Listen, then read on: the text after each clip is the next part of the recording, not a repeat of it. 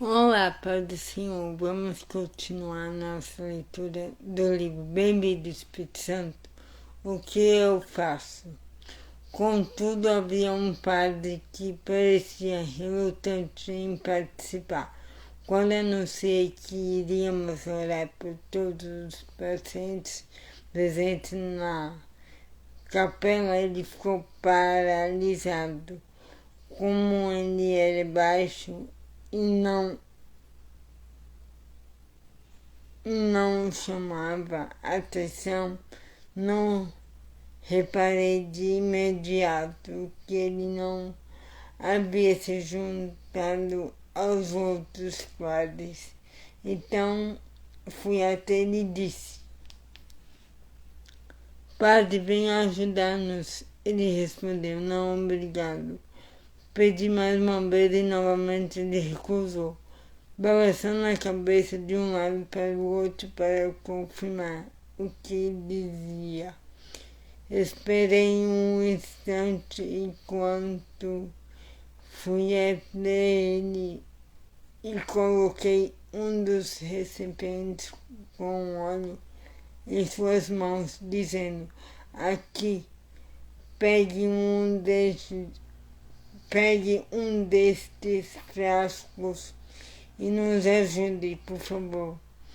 Ele, encurralado, olhou para mim e disse: Bom, eu nunca fiz isso antes. O que devo fazer? Apenas abençoe com óleo e ore como os outros estão fazendo. Respondi rapidamente. Até aquele momento, tudo decorria com grande tranquilidade. O padre pequenino olhou rapidamente na direção dos outros padres, observando todos os movimentos. Então ele deu um passo adiante.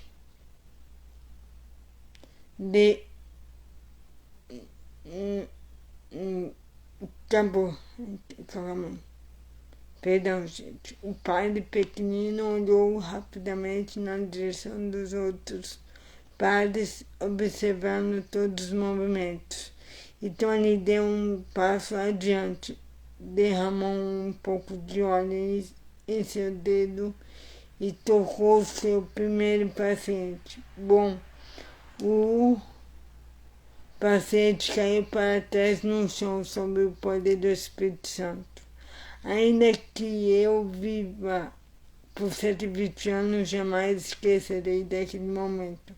O padre ficou paralisado com o dedo congelado no ar, fitando assustado o paciente caído. No rosto do padre via-se um semblante que refletia o assombro. Ele ficou ali sem se mexer, com os olhos fixos. Então ele se virou para mim e perguntou: O que aconteceu? Ele está sob o poder, respondi. Meu Deus, que poder!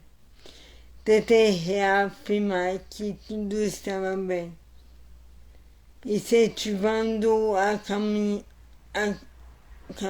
incentivando a continuar orando pelos pacientes, relutante e aparentemente um olhar de confusão. Ele conseguiu em frente. Bem, o paciente seguinte que ele tocou também caiu no chão. E também o seguinte: cada paciente deve. Perdão. E também o seguinte: cada paciente que ele ungia caía sob o poder de Deus. De repente, por todo o local, o Espírito do Senhor desceu com força. Os pacientes começaram a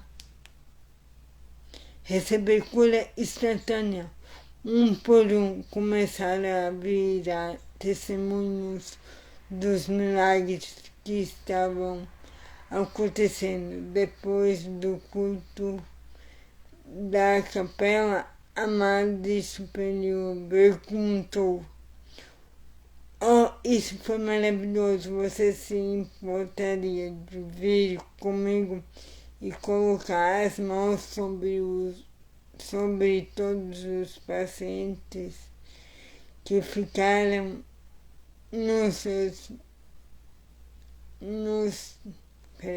perdão, gente. Isso foi maravilhoso, você se importaria de vir comigo e colocar as mãos sobre todos os pacientes que ficaram nos quartos e não puderam comparecer ao culto?"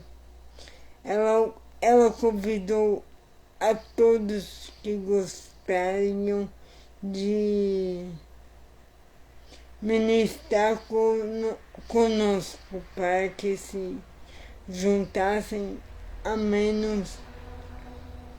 Perdão, gente. Ela convidou a todos que gostariam de ministrar conosco para que se juntassem a nós. Mais de 50 médicos, enfermeiras, pastores pentecostais, padres e freiras se juntaram àquela invasão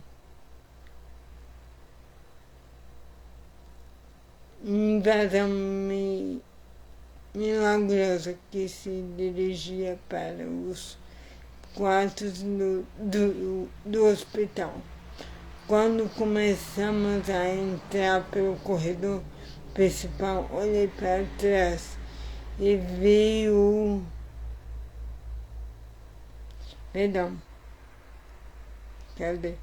Quando começamos a entrar pelo corredor principal, olhei para trás e vi o padre que se mostrava relutante em orar. Havia alguns minutos agora, andando logo atrás de mim. E adivinhe só, o dedo dele ainda estava congelado no ar. "Com licença, padre, mas você já pode abaixar a mão", eu disse. De forma alguma, ele protestou. "Pode ser que acabe." Ele falou com tal convicção que me furtei de fazer qualquer comentário. Naquele dia, conforme avançamos pelos corredores do hospital, era possível sentir o Espírito de Deus por todo o prédio.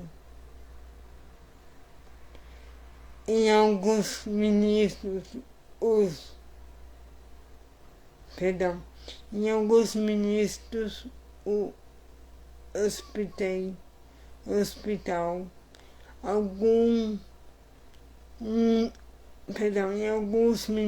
o hospital ganhou uma aparência de que havia sido atingido por um terremoto. Pessoas estavam sob o poder do Espírito Santo por todos os cantos dos corredores e, assim como nos quartos, os sons de louvor vinham de todas as direções e contemplava a profecia de Demos Zacarias passou pela minha mente. Ela era verdadeira e estava contente. Ela era verdadeira e estava acontecendo bem adiante dos meus olhos.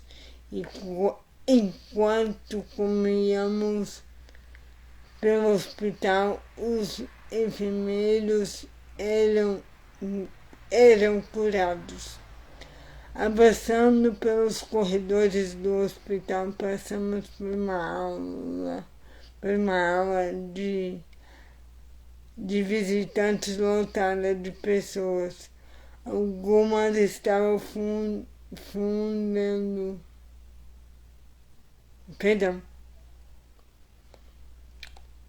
Algumas estavam fumando, sentadas, outras conversavam e outras assistiam a um programa na televisão. Meu amigo, o padre que ainda segurava o dedo no ar, olhou para mim e acenou na direção da área dos visitantes.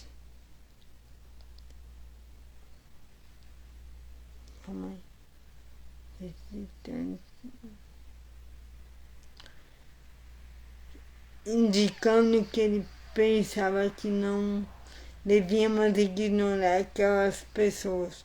Obviamente ninguém tinha a menor ideia de que nós éramos, apesar de estar claro que ele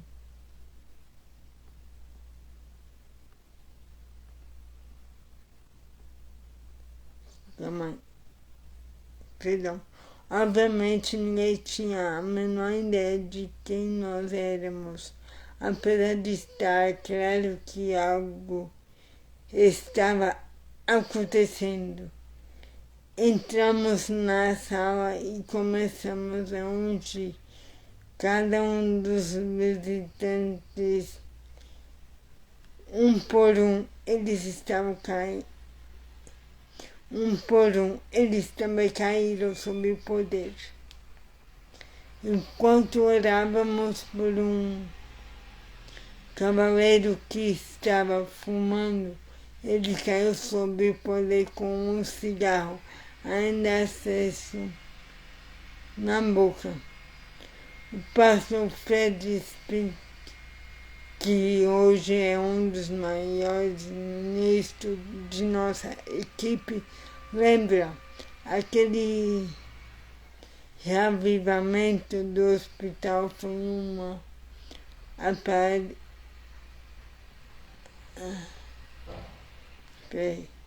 foi o pastor Fred Spink, que hoje é um dos ministros de nossa equipe, lembra, aquele reavivamento no hospital foi um aperitivo do próprio céu. Foi uma demonstração do que pode acontecer quando as pessoas entram e se tornam com o Espírito de Deus. Quando penso a respeito de tudo isso, percebo um maravilhoso senso de mão de Deus. Ele escolheu usar aquele padre que não tinha a menor ideia do que estava fazendo e que não conseguia compreender o que acontecia. Não obstante, Deus fez uso dele de maneira bastante intensa naquele dia. Esse é só mais um exemplo que me mostra como Deus pode usar todos nós, porém devemos estar disponíveis para Ele. Lembre sempre que não é a habilidade. Lembre sempre que não é a habilidade, mas a disponibilidade que importa para Deus.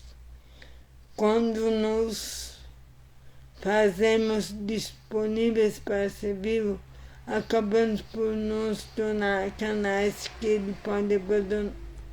ele pode abençoar para derramar seu poder de cura e sua presença na vida de outras pessoas.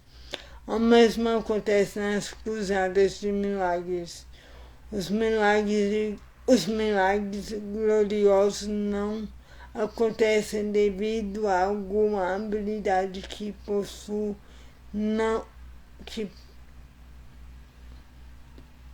os milagres gloriosos não acontecem devido a alguma habilidade que possuo.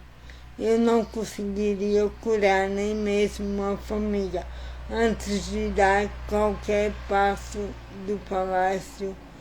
Sempre convido antes o Espírito Santo para andar comigo.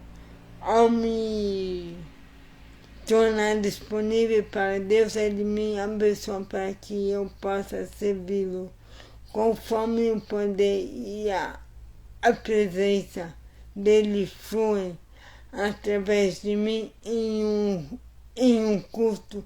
Não é algo que eu possuo que toca as pessoas, e sim o Senhor. Assim como a mensageira de um jardim leva a água para que as plantas sedentas cresçam no solo ressecado. Sou apenas um canal que ele abençoa e usa para trazer o poder de cura e a presença de Deus até os enfermos e espiritualmente famintos. Eu me torno disponível, a Ele faz o resto.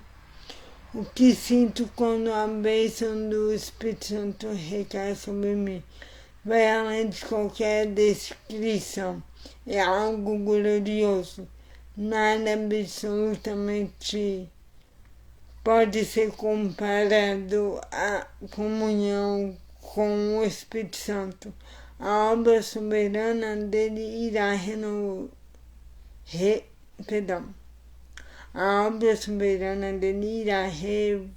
revolucionar a sua vida.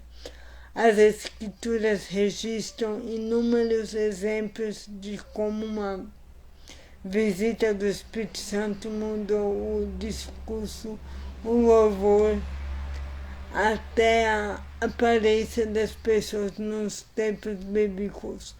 Cada capítulo do livro dos Atos dos Apóstolos é um registro das mudanças dramáticas que aconteceram com os apóstolos por conta da comunhão com o Espírito Santo.